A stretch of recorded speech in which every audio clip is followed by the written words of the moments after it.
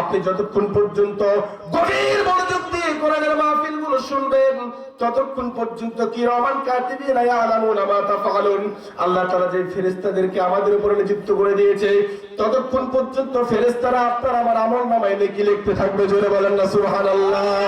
আমার বাবাজি এদিক সেদিক তাকানোর সময় নেই, কোরআন থেকে সংক্ষিপ্ত সময় আলোচনা করবে।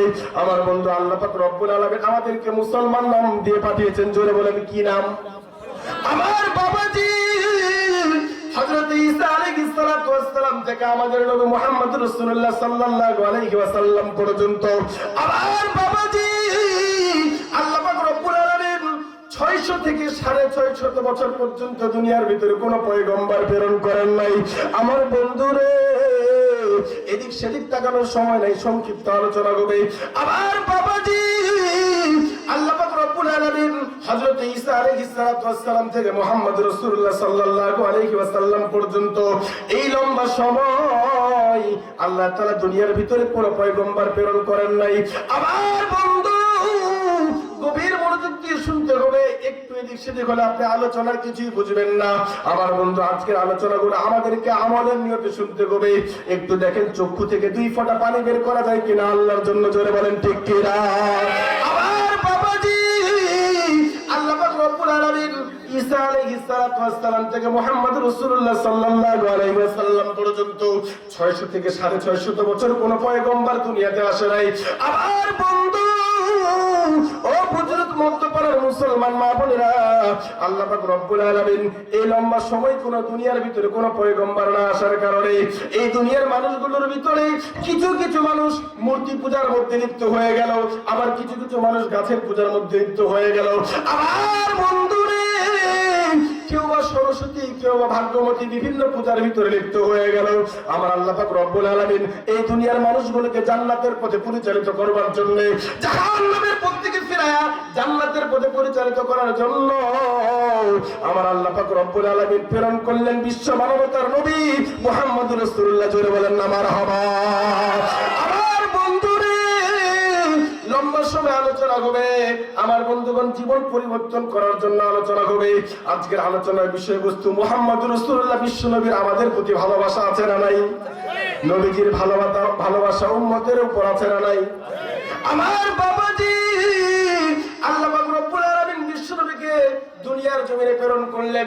বিশ্ব নবী দুনিয়াতে আসার পরে মানুষগুলোকে ইহদিনাস সিরাতাল মুস্তাকিম, ইহদিনাস সিরাতাল মুস্তাকিম, আমার দুনিয়ার মানুষগুলোকে জাহান্নামের পথ থেকে ফিরে জান্নাতের পথে আহ্বান করলেন। আমার বাবাজি এদিক সেদিক তাকানোর সময় নাই। বিশ্ব নবী আমাদেরকে কি পরিমাণ মহব্বত করতেন, ভালোবাসতেন, কোরআন হাদিস থেকে এর কয়েকটি নমুনা উদাহরণ আমি আপনাদেরকে দেব। আমার বন্ধুরে আল্লাহ পাক রব্বুল আলামিন পবিত্র কোরআনের ভিতরে ঘোষণা করলেন, ইয়া আইয়ুহার রাসূল বাল্লিগ মা উনজিলা ইলাইকা মির রাব্বিক। ও নবীজি আপনি চলে যান তায়েফের ময়দানে, আপনি দুনিয়ার ভিতরে মানুষকে জাহান্নামের পথ থেকে ফিরে জান্নাতের পথে পরিচালিত করেন। আমার বন্ধুরে এদিক সেদিক তাকালে হবে না। বিশ্বনবী আমাদেরকে কি পরিমাণ ভালোবাসতেন, উম্মতকে কি পরিমাণ ভালোবাসতেন। আমার বন্ধু বুখারীর ভিতরে পাওয়া যায় কিয়ামতের ময়দান যখন কায়েম হয়ে যাবে, আল্লাহ পাক রব্বুল আলামিন দুনিয়ার সমস্ত মানুষগুলোকে যখন জমা করবে, আল্লাহু আকবার বলেন। কিয়ামতের ময়দানে হিন্দুরা উঠবে কিনা? খ্রিস্টানরা উঠবে না? ইহুদিরা, বেঈমানেরা, মুনাফিকরা, নাস্তিকরা সবাই উঠবে? উঠবে কিনা? সবাই কিয়ামতের ময়দানে উঠবে। কিন্তু যত ধর্ম মত আছে পৃথিবীতে একমাত্র গ্রেন্টেড ধর্মের নাম হচ্ছে ইসলাম ধর্ম। আল্লাহু আকবার বলেন। ইসলাম ধর্ম ছাড়া আল্লাহ তাআলা কোন ধর্মকে গ্রেন্টেড দিবে না। দিবে? দিবে না কোন ধর্মের। ইন্নাদ দীনা ইনদাল্লাহিল ইসলাম। আল্লাহু আকবার বলেন। আল্লাহ তাআলার কাছে গ্রেন্টেড ধর্ম একমাত্র ধর্ম হচ্ছে ইসলাম ধর্ম। জোরে বলেন কি নাম? ধর্মের নাম কি? ইসলাম ধর্ম। ইসলাম ধর্ম আল্লাহ তাআলার কাছে একমাত্র গ্রেন্টেড ধর্ম। জোরে বলেন আল্লাহু আকবার। তাহলে আমরা ইসলাম ধর্মের মুসলমান হতে পেরে আমরা খুশি না বেজার? খুশি। নারে আকবার। এরকম চালু থাকতে হবে, তাহলে আমলনামায় সওয়াব লেখা হবে। আল্লাহু আকবার বলেন। তাহলে ইসলাম ধর্ম, আপনারা হয়তো অনেকে বলতে পারেন যে ইসলাম ধর্মের কথা শুধুমাত্র কোরআন হাদিসে সীমাবদ্ধ, অন্য কোন ধর্মগ্রন্থের ভিতরে ইসলাম ধর্মের কথা নাই। এটা ভুল। অন্য ধর্মের ভিতরে ইসলাম ধর্মের কথা আছে না নাই? আছে না নাই? হিন্দু ধর্মের ভিতরে হিন্দু ধর্মগ্রন্থের নাম হচ্ছে বেদ। কি নাম? একটু কথা আপনাদেরকে ভয় লাগছে কোনো? আলোচনা হচ্ছে কোরআন থেকে, কি থেকে? একটু আমার সাথে কথা বলবেন। এই ইসলাম হিন্দুদের ধর্মগ্রন্থের নাম হচ্ছে বেদ। ওই বেদের ভিতরে কি আছে জানেন? ওদের যারা ঠাকুর ওরা কিন্তু আমাদের ইসলাম ধর্মের কথা যা আছে এটা কিন্তু বলে না। ওই বেদের ভিতরে আছে লা ইলাহা হল্কি পদম ইন ইলাহা পরম পদম জন্ম বৈকুণ্ঠ তোজবিরা মুহাম্মদ। আল্লাহু আকবার বলেন। তাদের ধর্মের ভিতরে আছে, হে হিন্দু জাতি, তোমরা যদি মুক্তি পেতে চাও, শান্তি পেতে চাও, ইসলাম ধর্মকে গ্রহণ করো। তোমরা যদি মুক্তি আর শান্তি পেতে চাও, মুহাম্মদকে নবী হিসেবে মানো, আল্লাহকে রব হিসেবে মানো, কোরআনকে নিজের জীবন পরিচালনার জন্য মানো, তাহলে তোমরা ইহকাল পরকালে শান্তি পাবে। আল্লাহু আকবার বলেন। তাহলে তাদের ধর্মগ্রন্থে ইসলামের কথা আছে না নাই? লা ইলাহা হল্কি পদম ইন ইলাহা পরম পদম জন্ম বৈকুণ্ঠ তোজবিরা মুহাম্মদ। আল্লাহু আকবার বলেন। আমার বন্ধুরে ইমানদার বাবাজি, গভীর মনোযোগ। আল্লাহ পাক রব্বুল আলামিন ইসলাম ধর্মটাকে কি করলেন? আমার বন্ধু, কিয়ামতের ময়দান যখন হয়ে যাবে, আমার বাবাজি, আল্লাহ পাক রব্বুল আলামিন বলেন ইউবাসু কুল্লু আবদিন আলা মা মাতা। এই হাদিস শরীফের ভিতরে আছে, দুনিয়ার ভিতরে যতগুলো ধর্ম মত আছে, যতগুলো মানুষ আছে, সমস্ত মানুষকে কিয়ামতের ময়দানে উঠানো হবে। ঠিক কিনা বলেন? আমার বন্ধু, বিশ্বনবী উম্মতকে কি পরিমাণ মহব্বত করে, ভালোবাসি। একটু দেখেন বিশ্বনবীর মহব্বতে 2 ফোঁটা চোখের পানি বের করা যায় কিনা। আমার বাবাজি, কিয়ামতের ময়দান যখন কায়েম হয়ে যাবে, আল্লাহ পাক রব্বুল আলামিন যখন সভাপতির আসনে বসবেন, আল্লাহু আকবার বলেন, বিচার কার্য শুরু হয়ে যাবে। পৃথিবীর সমস্ত মানুষের আমলনামাগুলো যখন প্রকাশ করে দেওয়া হবে, বিশ্বনবী মুহাম্মদ রাসূলুল্লাহ সাল্লাল্লাহু আলাইহি সাল্লাম সিজদায় পড়ে যাবেন। আল্লাহু আকবার বলেন। আমার বাবাজি, আল্লাহ পাক রব্বুল আলামিন ফেরেশতাদেরকে ডাক দিয়ে বলবেন, দুনিয়ার এই মানুষগুলোর কার আমলনামাগুলো পেশ করো। আমার বন্ধুগণ, ফেরেশতারা আমলনামাগুলো পেশ করবে। আল্লাহু আকবার বলেন। আমলনামাগুলো পেশ করবে।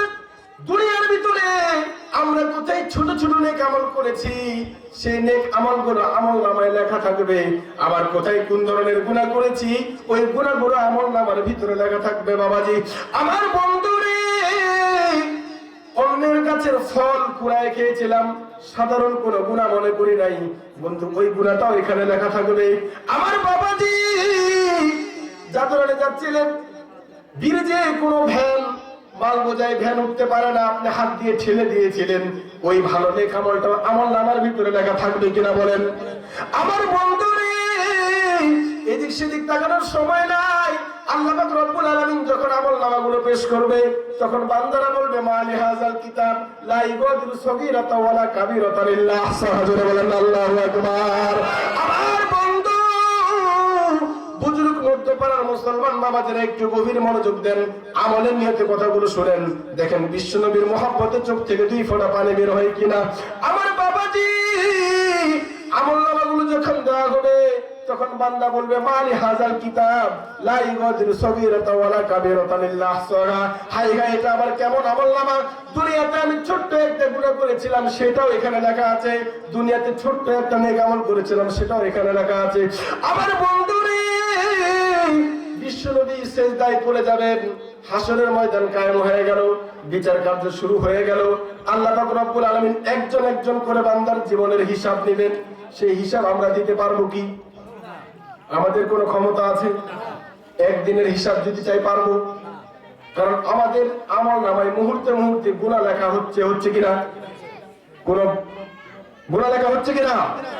নারায়ে তাকবীর। হ্যাঁ, একটু সতর্ক থাকবেন। আমার বন্ধু, বিশ্বনবী রাহমাতাল লিল আলামিন আমাদেরকে কি পরিমাণ ভালোবাসেন, মহব্বত করেন। আমার বাবাজির একটু গভীর মনোযোগ। আল্লাহ পাক রব্বুল আলামিন যখন সিজদায় পড়ে যাবেন, আমার বাবাজি, আল্লাহ পাক রব্বুল আলামিন ডাক দিয়ে বলবেন, ইয়া রাসূলুল্লাহ, ইয়া হাবিবাল্লাহ, আজকের কিয়ামতের ময়দানে আপনার উসিলায় আমি আসমান বানিয়েছি, জমিন বানিয়েছিলাম, আপনার উসিলায় সবকিছু বানিয়েছিলাম গো নবীজি।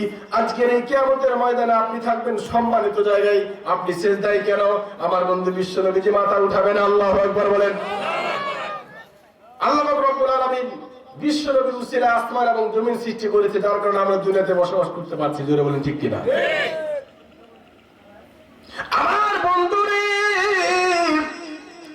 এবার বিশ্বনবী যখন সিজদায় পড়ে যাবেন, আল্লাহ পাক রব্বুল আলামিন বলবেন, ইয়া রাসূলুল্লাহ, ইয়া হাবিবাল্লাহ, আজকের এই কিয়ামতের ময়দানে আপনি থাকবেন সম্মানিত আসনে, সম্মানিত জায়গায়। আপনি সেজদায় গেলে আপনি সেজদা থেকে মাথা উঠান। আমার বন্ধুরে বিশ্বনবী জবাব দেয়, আল্লাহ আমার গুনাহগার উম্মতগুলোকে জাহান্নামে দেওয়া হবে আর আমি সম্মানিত জায়গায় বসে থাকবো, এটা হতে পারে না। আল্লাহু আকবার। দয়াল নবী প্রেমের ছবি আর আসবে নাই জগতে। একটু বলেন বলেন মহব্বতের সাথে, দয়াল নবী আর আসবে নাই জগতে, আমার দয়াল নবী প্রেমের ছবি আর আসবে নাই জগতে। নবীর 63 সাল জিন্দেগি, নবীর 63 সাল জিন্দেগি ডাকছে বলে উম্মতি এখনো কান্দে শুয়ে মদিনাতে, আমার দয়াল নবী প্রেমের ছবি আর আসবে নাই জগতে। জোরে বলেন না মারহাবা। আমার বাবাজি গভীর মনোযোগ। আল্লাহ পাক রব্বুল আলামিন যখন সিজদা থেকে উঠতে বললেন, নবীজি বলে না না আমার গুনাহগার উম্মতগুলোকে জাহান্নামে দেওয়া হবে, আমি সিজদা থেকে মাথা উঠাবো না। আমার বাবাজি আল্লাহ পাক রব্বুল আলামিন ডাকতে বলে, ইয়া রাসূলুল্লাহ ইয়া হাবিবাল্লাহ আপনার উসিলায় সবকিছু বানানো হলো। ও নবী আপনি শুধু কোন গোত্রের নবী না, আপনি শুধু কোন দেশের নবী না, আপনি গোটা পৃথিবীর নবী। আল্লাহ পাক রব্বুল আলামিন ডাকতে বলে, ইয়া রাসূলুল্লাহ ইয়া হাবিবাল্লাহ আমি আসমান বানিয়েছি, আমি আসমানের মালিক, আপনি আসমানের নবী। আমি জমিন বানিয়েছি আপনার উসিলায়, আমি জমিন বানিয়েছি, আমি জমিনের মালিক, আপনার উসিলায় বানিয়েছি, আপনি জমিনের নবী। ইয়া রাসূলুল্লাহ হাবিবাল্লাহ দুনিয়ার ভিতরে যারা মুসলমান আছে আপনি শুধু তাদের নবী এমনটা না, দুনিয়ার ভিতরে যতগুলো মানুষ আছে, যতগুলো প্রাণী আছে, যতগুলো পশু পাখি আছে, যতগুলো গাছপালা আছে সবগুলোকে আমি বানিয়েছি, আপনি সবগুলোর নবী। জোরে বলেন না মারহাবা। আমার বাবাজি আল্লাহ রাব্বুল আলামিন ডাকতে বলে, ইয়া রাসূলুল্লাহ ইয়া হাবিবাল্লাহ আপনি সিজদা থেকে মাথা উঠান, আপনার গুনাহগার উম্মতগুলোকে আমি জাহান্নামে দিব না। আল্লাহু আকবার। তাহলে আমাদের উপর নবীর মহব্বত আছে না নাই? জোরে বলেন আছে না নাই? সেই তায়েফের ময়দানে বিশ্ব নবীজিকে রক্তে রক্তাক্ত করা হয়েছে, ইট পাথর মারা হয়েছে, ইহুদি খ্রিস্টান বেঈমানেরা বিশ্ব নবীজির শরীর থেকে রক্ত ঝরিয়েছে। জোরে বলেন ঠিক কিনা? সেই ইহুদি খ্রিস্টানদের দালাল, ইহুদি খ্রিস্টানদের উত্তরসূরি এখনো বাংলার জমিনে আছে না?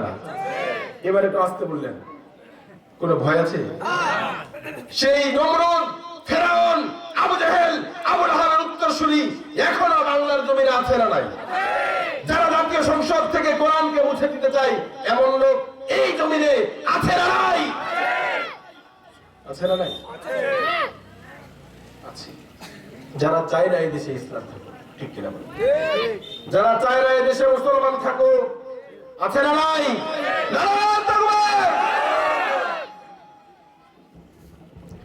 আমার বাবাজি গভীর মনোযোগ। আল্লাহ পাক রব্বুল আলামিন বিশ্ব নবীকে আমাদের জন্য প্রেরণ করলেন। হায়রে নবীজির মহব্বত, উম্মতকে নবীজি কি পরিমাণ মহব্বত করে, কি পরিমাণ ভালোবাসে। আমার বন্ধু সাহাবায়ে কেরাম, মুসলিম শরীফ থেকে একটি ঘটনা। আমার বাবাজি একদিন চলে যায়, 2 দিন চলে যায়, নবীজি মদিনাতে নাই। সমস্ত সাহাবায়ে কেরাম হন্যে হয়ে ঘুরছে। হযরত আবু বকর রাদিয়াল্লাহু তাআলা আনহু খুঁজে নবীজি নাই, হযরত ওমর রাদিয়াল্লাহু তাআলা আনহু খুঁজে নবীজি নাই, হযরত আলী রাদিয়াল্লাহু তাআলা আনহু খুঁজে নবীজি নাই। কোথায় গেল নবী? যে নবীর উসিলায় আল্লাহ পাক রব্বুল আলামিন সবকিছু বানালেন, সেই নবী মদিনাতে নাই। আমার বন্ধুগণ, আমাদের চাইতে সাহাবায়ে কেরামের মহব্বত নবীজির উপর, সাহাবায়ে কেরামের মহব্বত কম না বেশি? জোরে বলেন কম না বেশি? আমাদের চাইতে সাহাবায়ে কেরাম নবীজিকে কম ভালোবাসতো না বেশি ভালোবাসতো? জোরে বলেন। আমার বাবাজি কি পরিমাণ নবীজিকে মহব্বত করে, কি পরিমাণ নবীজিকে ভালোবাসে, কয়েকটি উদাহরণ আমি দিব। আমার বন্ধুগণ, যে নবী উম্মতকে ভালোবাসে, যে সাহাবায়ে কেরাম নবীজিকে ভালোবাসে, সেই নবীর পক্ষে থাকা দরকার আছে না নাই? আসতে বললেন। সেই নবীর পক্ষে থাকা দরকার আছে না নাই? কারা কারা নবীজির পক্ষে হাত তুলেন?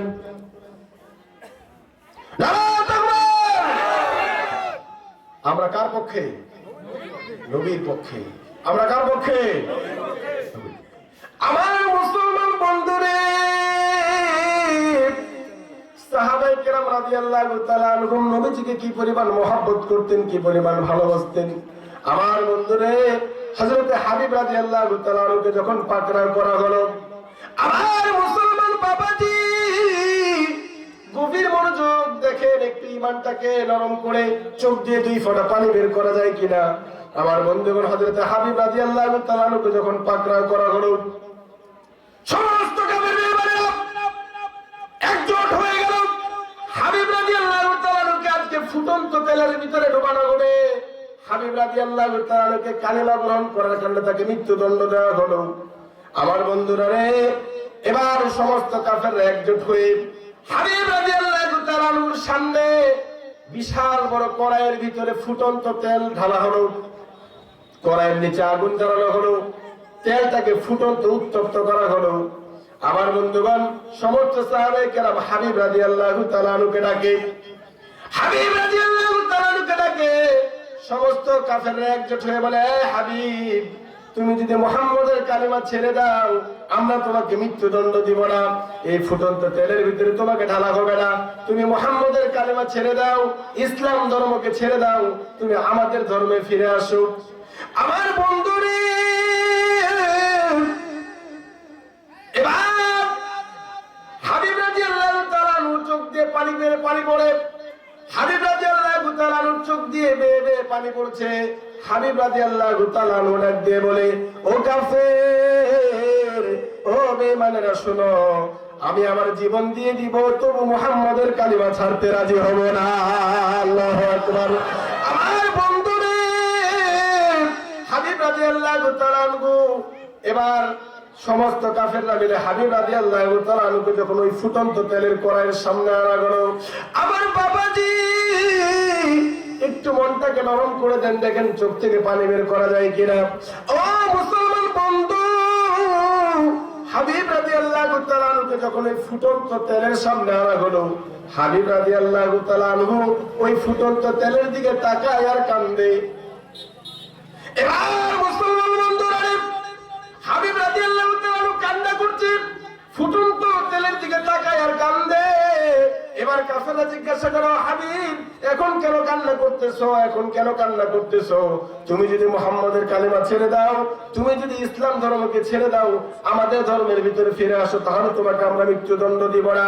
আমার মুসলমান বাবাজি, সাহাবায়ে কেরাম রাদিয়াল্লাহু তাআলা আনহুর ঈমান কত বড় মজবুত, একটু গভীর মনোযোগ দেন। এবার হাবিব রাদিয়াল্লাহু তাআলা আনহুকে ডাক দিয়ে বলে, ও কাফের বেঈমান, ও কাফের বেঈমানেরা শোনো, এই গরম ফুটন্ত তেলের ভিতরে আমাকে দেওয়া হবে, এই জন্য আমি কান্না করি না। আমার মৃত্যুদণ্ড দেওয়া হবে, এই জন্য আমি কান্না করি না। আমার জীবন চলে যাবে কালিমার জন্য, ইসলামের জন্য, আমাকে মৃত্যুদণ্ড দেওয়া হবে, এই জন্য আমি কান্না করি না।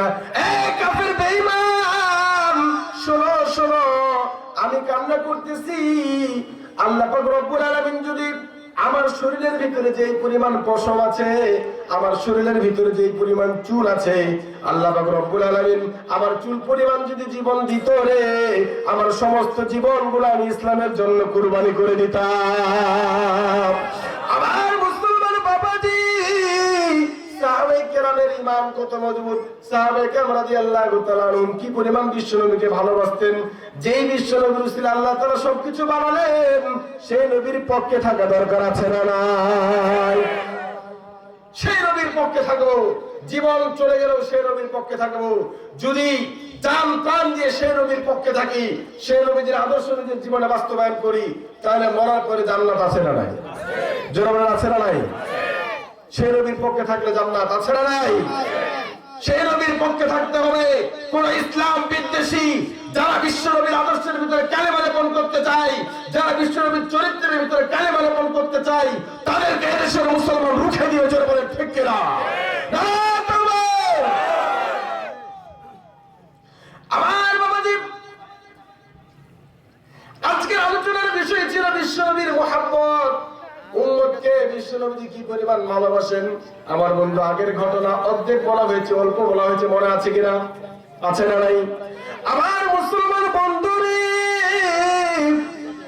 সমস্ত সাহাবায়ে কেরাম খুঁজছে, নবীজি মদিনাতে নাই, মনে আছে? মনে আছে সবার ঘটনাটা? ভুলে গেলে চলবে না। গভীর মনোযোগ এদিক সেদিক করলে কিন্তু মনে থাকবে না বাবাজি। আমার বাবাজিরা সাহাবায়ে কেরাম খুঁজে নবীকে, নবীজি মদিনাতে নাই। খুঁজতে খুঁজতে একদিন চলে যায়, 2 দিন চলে যায়, 3 দিন চলে যায়। সমস্ত সাহাবায়ে কেরাম খুঁজে নবীজি মদিনাতে নাই। আমার মুসলমান বন্ধু সাহাবায়ে কেরাম নবীকে খুঁজতে খুঁজতে খুঁজতে নিকটবর্তী একটা পাহাড়ের মধ্যে চলে গেল। আমার বন্ধু সাহাবায়ে কেরাম দেখে ওই পাহাড়ের মধ্যে একটা রাখাল কিছু বকরি এবং কিছু ভেড়া, কিছু ছাগল নিয়ে ঘাস খাওয়াচ্ছে। আল্লাহু আকবার বলেন। আমার বাবাজি এবার সাহাবায়ে কেরাম থেকে একজন রাখাল ওই পাহাড়ের মধ্যে বসে আছে। তার ছাগলগুলো ঘাস খায় না, তার ছাগলগুলো ঘাসের মধ্যে মুখ লাগায় না। আমার বন্ধু সাহাবায়ে কেরাম রাদিয়াল্লাহু তাআলা আনহুম জিজ্ঞাসা করে, রাখাল, এই রাখাল, তুমি কি মুহাম্মদ নামের কাউকে দেখেছো নাকি? আরে রাখাল, আজকে একদিন চলে যায়, 2 দিন চলে যায়, 3 দিন চলে যায়, আমরা আমাদের প্রাণের কলিজা মুহাম্মদকে হারিয়ে ফেলেছি। আল্লাহু আকবার বলেন। আমার মুসলমান বাবাজি এবার রাখালকে ডাকতে বলে, রাখাল, একদিন চলে যায়, 2 দিন চলে যায়, 3 দিন চলে যায়, নবীজিকে আমরা খুঁজে পাই না। নবীজি না থাকলে আমাদেরকে ভালো লাগে না। রাখাল, তুমি কি দেখেছো নাকি? আমার বন্ধুরে, নবীজির মহব্বত যদি আপনার আমার দিলের ভিতরে থাকে তাহলে আপনার চক্ষু দিয়ে পানি বের হবে। আমার মুসলমান বাবাজি এবার রাখাল ডাক দিয়ে বলে, আবু বকর, ওমর, আমি মুহাম্মদ নামের কাউকে চিনি না রে, আমি মুহাম্মদ নামের কাউকে চিনি না।